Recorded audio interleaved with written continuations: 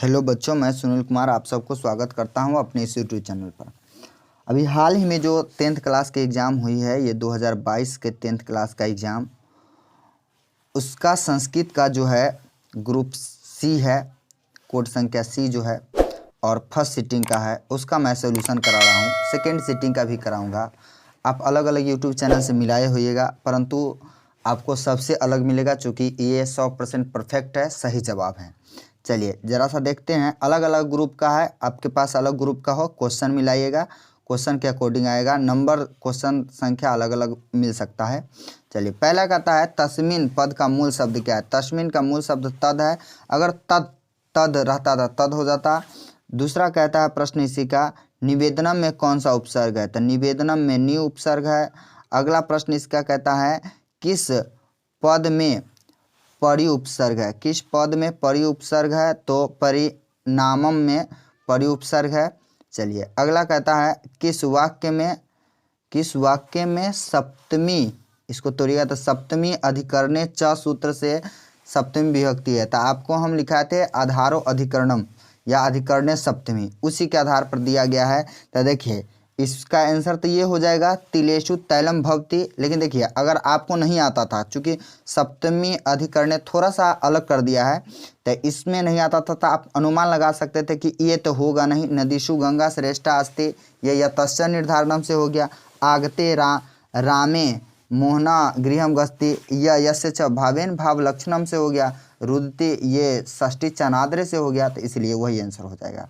चलिए, अगला प्रश्न कहता है अनंतरम अव्यय के योग में कौन सी विभक्ति होती है। देखिए इसमें तृतीया होनी चाहिए, बात समझ गए, लेकिन इसमें मिला नहीं है। थोड़ा सा ये डाउट वाला क्वेश्चन है, लेकिन तृतीया आप मान के चलिए, ठीक। अगला देखिए, पक्षी वृक्षम उपवस्ति, पक्षी वृक्षम उपवस्ति, ये उपान ध्यांग वस सूत्र से है। कौन से सूत्र से है? उपान ध्यांग वस सूत्र से। उक्त कर्म में कौन सी विभक्ति लगती है? उक्त कर्म में कह रहा है, तो उक्ते कर्मणि प्रथमा हम आपको बताए थे, ये प्रथमा विभक्ति लगती है, ठीक। उक्त कर्म का रहा है, डायरेक्ट कर्म कहता तो द्वितीया लगता, ऐसे भी द्वितीय ऑप्शन नहीं है। नीलकंठ में कौन सा समास है? तो नीलकंठ दिया है, देखिए नीलकंठम रहता था कर्मधारय, नीलकंठ है तो बहुव्रीहि समास। चलिए, अगला प्रश्न कहता है किस पद में द्विगु समास है। द्विगु समास कहता था संख्या पूर्व द्विगु, तो द्विगु समास एक ही नजर आ रहा है, सप्तपदी। ये सब नहीं है, चूँकि संख्या जिसमें रहता है उसको द्विगु समास कहते हैं। किस समास का उत्तर पद प्रधान होता है? उत्तर अर्थात बाद वाला पद प्रधान, तत्पुरुष। अगला कहता है अंत्येष्टि संस्कार कब होता है? अंत्येष्टि संस्कार मरणोपरांत होता है। अगला प्रश्न कहता है जन्म से पूर्व कितने संस्कार होते हैं? तो जन्म से पूर्व काफ़ी हाईलाइटेड प्रश्न है ये, 3 संस्कार होते हैं। समावर्तन संस्कार का उद्देश्य क्या है? ये थोड़ा सा डीपली प्रश्न पूछ दिया है, 1-2 क्वेश्चन बहुत डीपली पूछा हुआ है। समावर्तन संस्कार का उद्देश्य है कि गृहस्थ गुरु गृह से गृहस्थ जीवन में प्रवेश करना। देखिए शिक्षावसान भी होता है, लेकिन इसके बाद ये होता है, इसका यही है, गुरु गृह से गृहस्थ जीवन में प्रवेश करना समावर्तन संस्कार का उद्देश्य है। उद्देश्य पूछ रहा है, अगर समावर्तन संस्कार क्या होता है तो शिक्षावसान होगा, क्योंकि शिक्षा की समाप्ति हो जाती है, तब गुरु जो है उपदेश देकर भेजते हैं अपने घर शिष्य को, तो यही है उद्देश्य पूछ रहा है, इसीलिए ये आंसर हो जाएगा, ठीक। बहुत आदमी शिक्षावसान दे दिया है, जो कि गलत है। किस संस्कार के साथ लोग वास्तविक गृहस्थ जीवन में प्रवेश करते हैं? विवाह संस्कार के साथ। नीति श्लोक पाठ किस ग्रंथ से संकलित है? नीति श्लोक पाठ जो है विदुर नीति से संकलित है, जिसके रचनाकार विदुर महोदय हैं। विद्या की रक्षा किससे होती है? विद्या की रक्षा जो है योग से होती है। और अगला कहता है नीति श्लोक पाठ के आधार पर सुख देने वाली क्या है? नीति श्लोक के पाठ के आधार पर जो है सुख देने वाली अहिंसा है। एक धर्म परम श्रेय, ये श्लोक देखिएगा, उसमें आ जाएगा आपको। चलिए, नीति श्लोक पाठ में कितने श्लोक है? नीति श्लोक पाठ में जो है आपको 10 श्लोक है। कितने श्लोक है? 10 श्लोक है। अगला कहता है राम प्रवेश, राम को छात्रा नाम अध्ययन तप का उपदेश दिया था किसने? तो ये दिया था आपको, इसके उपदेश गुरु ने दिया था। उसके बाद कहता है राम प्रवेश राम का जन्म किस गांव में हुआ था? राम प्रवेश राम का जन्म जो है भीखन टोला ये बिहार प्रांत का दुर्गम क्षेत्र में जो गांव बसा था उसमें था। भवत शब्द का षष्ठी के बहुवचन बताइए। भवत शब्द का षष्ठी के बहुवचन कह रहा है। देखिए षष्ठी के एक वचन तो ये है, लेकिन बहुवचन कर रहा है तो भवताम हो जाएगा। ठीक, चलिए तिष्ठति में मूल धातु क्या है? तिष्ठति का मूल धातु आस्था हो जाएगा। तुमुन प्रत्यय से बना अव्यय क्या है? तो देखिए तुमुन का तुम होता है, तो इसमें एक ही नजर आ रहा है हंतुम। ठीक, कत्वा है, इसमें लिखितम है, कत है, विहाय है, तो लेप है। राघवा में कौन सा तद्धित प्रत्यय है? राघवा में कौन सा तद्धित प्रत्यय है? तो अन है। निपुणा में कौन सा स्त्री प्रत्यय है? निपुणा में टाप प्रत्यय। ये थोड़ा सा नया प्रश्न है जो कि हम नहीं पढ़ाए थे। आइए, व्याघ्रपथिक कथा किस ग्रंथ से संकलित है? व्याघ्रपथिक कथा जो है हितोपदेश ग्रंथ से संकलित है। बाघ के हाथ में क्या था? तो देखिए बाघ के हाथ में क्या था? बाघ के हाथ में सोना के कंगन भी था, और लेकिन यहाँ कंगन तो है नहीं, तो इसलिए हो जाएगा क्वेश्चन।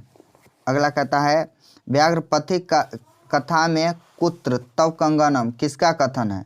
व्याघ्रपथिक कथा में तुम्हारा कंगन कहाँ है किसका कथन है? तो ये पथिक का कथन है कि तुम्हारा कंगन कहाँ है। किसके बिना ज्ञान भार है? क्रिया के बिना जो है ना ज्ञान क्या है? भार है।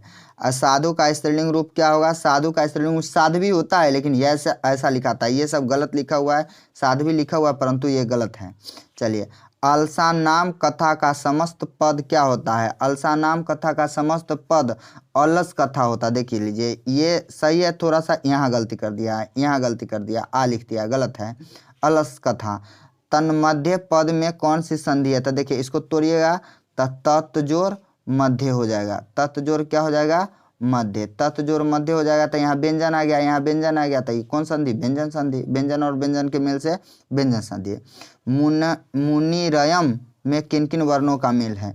ये विसर्ग और अ का मेल है। ठीक, मुनि जोड़ अयम तब मुनिरयम होता है।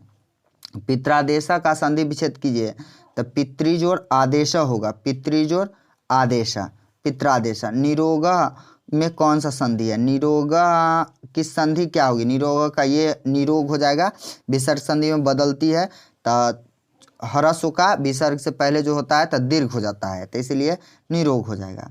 ठीक, चलिए अगला है नरेश किस संधि का उदाहरण? नरेश नर जोर इस, तो इसको अगर तोड़ दीजिए तो नर जोर क्या हो गया? ईश। तो यहाँ से अ और यहाँ से ई दोनों मिलकर बन गया ए, तो ये हो गया स्वर संधि। कौन संधि हो गया? स्वर संधि। चलिए अगला कहता है किस समास का प्रथम पद नकारात्मक होता है? प्रथम पद नकारात्मक नए समास का होता है। वही अव्यय के योग से कौन सी विभक्ति का प्रयोग होता है? पंचमी होता है। अगला कहता है भित्रार्था नाम भय हेतु सूत्र का उदाहरण है, वाक्य में बताइए। भित्रार्था नाम भय हेतु, तो देख लीजिए इसमें विभेति अत्रायते होना चाहिए। सब में पश्चिमी तो लगा है, लेकिन इसमें प्राजंत्य है, ये अलग सूत्र के है। इसमें पठती है अलग सूत्र से, इसमें गच्छती है अलग सूत्र से, विभेति एक ही में है, तो बाला सर्पात विभेति, ये हो जाएगा इसका आंसर। वी उपसर्ग से में शब्द है, तो देखिए वी उपसर्ग से शब्द सबसे पहले देख लीजिए ये विवाह हो जाएगा, ये सब नहीं हो जाएगा। ठीक, विवाह हो जाएगा। अगला देख लीजिए स्वर्णमय पात्र से किसका मुख ढका हुआ है? स्वर्णमय पात्र से जो है सत्य का मुख ढका हुआ है। चंचल पद में कौन सी संधि है? तो चम जोड़ चल, ये हो जाएगा आपको व्यंजन संधि, चंचल। चलिए अगला कहता है किस पद में अपनी विभक्तियाँ, किसमें पद अपनी विभक्तियाँ छोड़कर मिलते हैं? देखिए विभक्तियाँ छोड़कर मिलते हैं तो समास होता है। ठीक, उसके बाद है प्रजातंत्र का विग्रह, प्रजा नाम तंत्रम, प्रजाओं का तंत्र। ठीक, पृथक अव्यय के योग में कौन सी विभक्ति नहीं होती है? देख लीजिए जरा सा इस क्वेश्चन को पढ़ लीजिए, नहीं होती है। नहीं होती है तो देखिए पृथक बिना नाना भी तृतीया नंतरश्याम सूत्र से इसमें द्वितीया तृतीया और पंचमी होती है, तो इसका मतलब कौन नहीं होती है? चतुर्थी नहीं होती है। यस्य च भावेन भावलक्षणम सूत्र का उदाहरण है, यस्य च भावेन भावलक्षणम सूत्र का उदाहरण है उदिते सूर्य सह गता। निक्सा अव्यय के योग में कौन सी विभक्ति होती है? निक्सा, निक्सा में द्वितीया होती है। कौन सी होती है? निक्सा, द्वितीया। अभितः परितः समयान निक्सा हा प्रति योग्य अपि द्वितीया। चलिए संभव संभवम पद में कौन सा उपसर्ग है? संभवम पद में कौन सा उपसर्ग है? तो सम उपसर्ग है। धनुषा का मूल शब्द क्या है? तो देखिए धनुषा का थोड़ा सा इसमें कंफ्यूजन है, खोजे है नहीं मिला है। धनुषा का धनु होना चाहिए तब ना चलेगा। जैसे साधु है तो साधु ना आता, धनुषा है तो धनुषा। देख लीजिएगा, इसमें थोड़ा सा हमको इसमें डाउट है 49 नंबर का। चलिए, अस्थि किस धातु का रूप है? अस्थि जो है अस धातु का रूप है। किस धातु का रूप है? अस धातु का। दलित ग्रामवासी पुरुष की कथा किस पाठ में है? दलित ग्रामवासी पुरुष की कथा कर्मवीर कथा में है। चलिए, उसके बाद कहता स्वामी दयानंद का जन्म किस राज्य में हुआ था? स्वामी दयानंद का जन्म जो है गुजरात राज्य में हुआ था, टंकारा नामक गांव में। उसके बाद आ जाए, स्वामी दयानंद के बचपन का नाम क्या था? मूल शंकर बचपन के नाम था स्वामी दयानंद के। उसके बाद आ जाए, रात्रि जागरण काल छोड़कर कहाँ गए? रात्रि जागरण काल छोड़कर जो है वह स्वयं को घर चल गए स्वामी दयानंद। स्वामी दयानंद घर छोड़कर घूमते हुए कहाँ पहुँचे? तो घर छोड़कर घूमते हुए मथुरा बिरजानंदन महाराज के पास पहुँचे। चलिए, डीएवी की विद्यालय की स्थापना कब हुई? देखिए वास्तव में डीएवी की स्थापना जो है 1886 ईस्वी में हुई थी। ठीक, 1 अप्रैल 1886 ईस्वी को, परंतु आपके पाठ्य पुस्तक के अनुसार जो है 1883 ईस्वी हो जाएगा। क्या हो जाएगा? 1883 ईस्वी। मंदाकिनी का अर्थ क्या होता है? देखिए मंदाकिनी का अर्थ जो है ये गंगा होगा। क्या हो जाएगा? गंगा। गंगा हो जाएगा मंदाकिनी का अर्थ। मंदाकिनी जो है गंगा नदी है। चलिए, अगला कहता है मंदाकिनी वर्णन पाठ में कहाँ की गंगा की वर्णन की गई है? तो ये चित्रकूट की गंगा की वर्णन की गई है। कहाँ के गंगा की वर्णन की गई है? चित्रकूट की। मंदाकिनी वर्णन पाठ के कवि कौन है? तो मंदाकिनी वर्णन पाठ के जो कवि है ये है वाल्मीकि है। कौन है? वाल्मीकि है। ऐसे 13वें सर्ग में जो है कालिदास भी चर्चा करता है रघुवंशम काव्य में, परंतु मंदाकिनी वर्णन पाठ पूछ रहा है तो इसका हो जाएगा वाल्मीकि। अगला कहता है राम ने विशालक्षी से किसको संबोधित किया है? विशालक्षी से सीता को संबोधित किया है। ठीक, चलिए, मथ प्लस कत्वा से क्या बनेगा? था देखिए त्वा आना चाहिए अंत में, तो इसमें देख लीजिए एक गो में त्वा है तो मथित्वा हो जाएगा। सर्वदा में कौन सा तद्धित प्रत्यय? सर्वदा दा है तो दा प्रत्यय है। अगला कहता है रजक का स्त्रीलिंग रूप क्या होगा? रजक का स्त्रीलिंग रूप रजकी हो जाएगा। अनुअनियान डैश डैश महियान पद्यांश में रिक्त स्थान के स्थान पर कौन सा शब्द होगा? अनुअनियान महत्तो महियान हो जाएगा। ठीक, अगला कहता है मंगलम पाठ में कितने मंत्र हैं? मंगलम पाठ में जो है 5 मंत्र है। पटना में हमेशा युद्ध आग और बाढ़ का भय रहेगा किसने कहा था? ये आपको भगवान बुद्ध ने कहे थे। काव्य मीमांसा के कवि कौन है? काव्य मीमांसा के है दामोदर गुप्त नहीं है, राजशेखर है। काव्य मीमांसा कूटनीमिता के काव्य में है दामोदर गुप्त। अगला कहता है अलस कथा पाठ किस ग्रंथ से संकलित है? अलस कथा पाठ जो है ये पुरुष परीक्षा नाम के कथा ग्रंथ से संकलित है। अलस कथा कैसी कथा है? अलस कथा व्यंग्यात्मिका कथा है, व्यंग्यात्मक कथा है। अच्युत राज कहाँ के राजा थे? अच्युत राज विजयनगर के राजा थे। कहाँ के थे? विजयनगर के। जब अलसशाला में आग लगी तब कौन भाग गए? धूर्त भाग गए। अगला कहता है सिख संप्रदाय के 10वें गुरु कौन थे? सिख संप्रदाय के 10वें गुरु गुरु गोविंद सिंह थे। हम सबों में भारतवर्ष के प्रति क्या होनी चाहिए? हम सबों में भारतवर्ष के प्रति देशभक्ति होनी चाहिए। तो देख लीजिए बड़ा कन्फ्यूजन है, यहाँ देव भक्ति दे दिया है लेकिन क्या होगा? देशभक्ति होना चाहिए। किशोर में कौन सा स्त्री प्रत्यय? किशोर में इंगी प्रत्यय हो जाएगा। वैसी प्रथम सूत्र से इंगी प्रत्यय हो जाएगा। ज्ञान प्लस मतुप से कौन सा शब्द बनेगा? ज्ञानवान बन जाएगा, ज्ञानवान। सानच प्रत्यय का उदाहरण कौन सा है? सानच प्रत्यय का उदाहरण नमन में लग जाए। नमन में जो है सत्री प्रत्यय है। नमन में कौन सा प्रत्यय है? सत्री प्रत्यय। ठक प्रत्यय से कौन सा पद बना है? ठक प्रत्यय से धार्मिक बना है। भवेत किस लकार का रूप है? भवेत जो है विधिलिंग लकार का रूप है। किस लकार का रूप है? विधिलिंग लकार का। वाची में कौन सी विभक्ति है? वाची में सप्तमी विभक्ति है। कौन सी विभक्ति है? सप्तमी। किम प्लस त्रल से क्या बनेगा? त्रल का मतलब त्र होना चाहिए तो कुत्र बन जाएगा। ठीक, किम मतलब क्या होता है? पृष्ठवान में कौन सा प्रत्यय है? पृष्ठवान कह रहा है तब पृष्ठवान है तो कत्वतु हो जाएगा। क्या हो जाएगा? कत्वतु हो जाएगा। चलिए, उसके बाद कहता है हन धातु के लट लकार प्रथम पुरुष बहुवचन में क्या होगा। हन धातु के लट लकार प्रथम पुरुष बहुवचन में घनंती हो जाएगा। किस समास का उभय पद प्रधान होता है। उभय पद प्रधान द्वंद्व होता है, द्वंद्व के दोनों पद प्रधान होता है। किस पद में स्वर संधि है। सैनम में स्वर संधि है।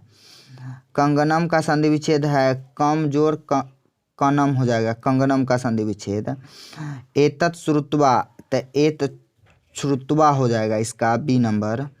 चलिए, कर्ण से दानवीरता पाठ किस ग्रंथ से संकलित है। कर्ण से दानवीरता पाठ कर्णभार नामक रूपक से संकलित है। वास्तव में अशांति के कितने कारण हैं। वास्तव में अशांति के 2 कारण हैं। शास्त्राकार पाठ की शैली,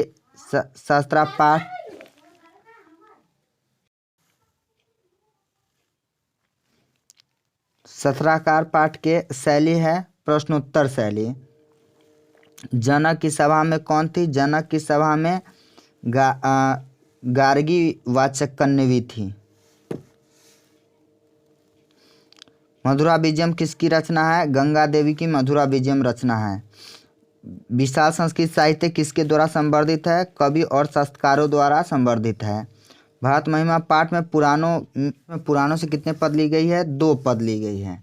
अगला कहता है भारत महिमा पाठ में गायंती देवा किल गीतकानी पद किस पुराण से संकलित है। यह है विष्णु पुराण से, प्रथम श्लोक का है ये। भारत भूमि सदा किससे सेवित है। भारत भूमि इन सभी से सेवित है हमेशा। उसके बाद गर्भाधानम संस्कार का प्रयोजन होता है। गर्भाधानम संस्कार का प्रयोजन जो होता है ये गर्भ रक्षा होता है। क्या होता है। गर्भ रक्षा। ठीक। उसके बाद नद्या समुद्रे अस्तम गच्छन्ति रेखांकित पद में प्रश्न निर्माण में क्या हो जाएगा। ये हो जाएगा आपको के हो जाएगा। क्या हो जाएगा।